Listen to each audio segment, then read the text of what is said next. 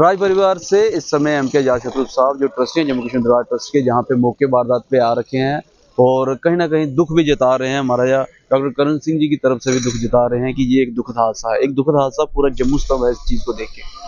ना सिर्फ जम्मू पर जितने भी शिव भगवान के भक्त हैं, जितने नॉर्थ इंडिया के भक्त हैं, सबको बहुत एक सदमा लगा है। मुझे बड़ा एक सदमा लगा क्योंकि मैंने खुद यहाँ परसों आके 2 घंटे का रुद्राभिषेक किया शिव जी भगवान के सामने।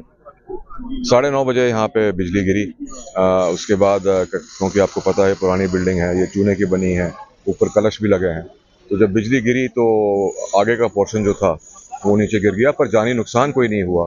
कोई नीचे नहीं आया, कोई दबा नहीं, और पूरा जो भार है वो नंदीगण ने अपने ऊपर लिया। तो नंदी जी ने सबको बचाया और हम सबको बचाया, और इस मंदिर को खास करके जो अगला पोर्शन है वो नीचे गिरा है। पर मैं आपको यकीन दिलाता है कि इंक्वायरी कमेटी बैठेगी और हम जल्द से जल्द इसमें काम शुरू करेंगे।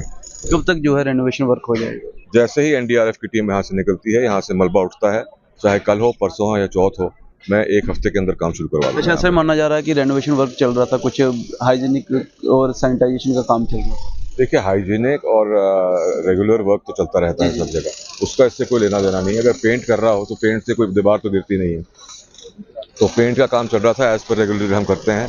और जहाँ छोटा मोटा तारें निकली हुई थी या कोई ऐसी चीज़ थी, उसका रेनोवेशन चल रहा था। कोई मेजर रेनोवेशन नहीं चल रहा था कि हम कहें कि रेनोवेशन की वजह से ये गिरा है, क्योंकि ये पुरानी एक बिल्डिंग है, इसमें वैसे भी हम रेनोवेशन नहीं कर सकते जब तक हमारे पास एक्सपर्ट्स और स्ट्रक्चरल इंजीनियर्स नहीं होंगे। एक्सपर्ट और स्ट्रक्चर इंजीनियर्स आएंगे अभी इसके बाद?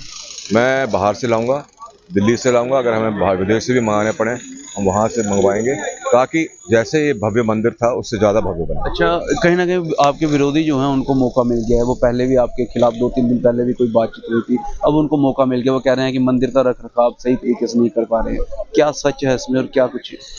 देखिए, मंदिर के रखरखाव जैसे थे चल रहे थे, मंदिर के रखाव ठीक चल रहे हैं। अब जिसको जो बोलना है वो बोले। शंकर भगवान हमारे सामने बैठे हैं, साक्षात वही हैं शंकर भगवान जो जिन्होंने ये मंदिर बचाया है।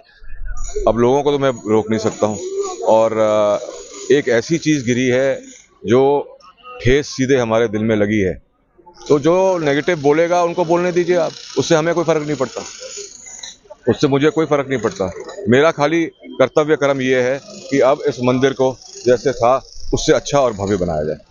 बहरहाल आपने देखा कि जम्मू कश्मीर धर्मार्थ ट्रस्ट के ट्रस्टी और राज परिवार से एम के आजाद शत्रु जी का साफ तौर पे कहना है कि बहुत जल्द जैसे ही मलबा जहां से हटता है तो वह मंदिर का जो कार्य है, निर्माण कार्य, रेनोवेशन का वर्क जो है वो स्टार्ट करवा देंगे, और पूरे का पूरा जो रेनोवेशन वर्क है वो धर्मार्थ ट्रस्ट और उसके साथ साथ जो है वो राज परिवार की तरफ से देखा जाएगा। और वहीं उन्होंने ये भी कहा कि इस पे एक इंक्वायरी भी बिठाई जाएगी। लेकिन सबसे बड़ी बात ये रही कि किसी प्रकार का भी जान का नुकसान नहीं हुआ। अगर यहाँ पे छत गिरने से किसी प्रकार का जान का नुकसान हो जाता तो कहीं ना कहीं लेने के देने पड़ जाते।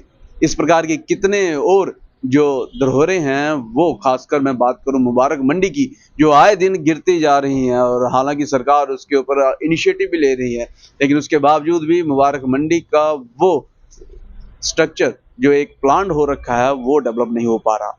तो बरसात के दिनों में ये दिक्कत तो रहती है, लेकिन किस प्रकार से गवर्नमेंट इन सारी चीज़ों के ऊपर इनिशिएटिव्स लेती है वो देखने वाला वक्त रहेगा। अपनी वैल्यू राय कमेंट सेक्शन में जरूर रखिएगा। देख रहे हैं ग्रेट जम्मू, मैं पंकज खजूरिया, कैमरा सिंह के साथ। जय हिंद।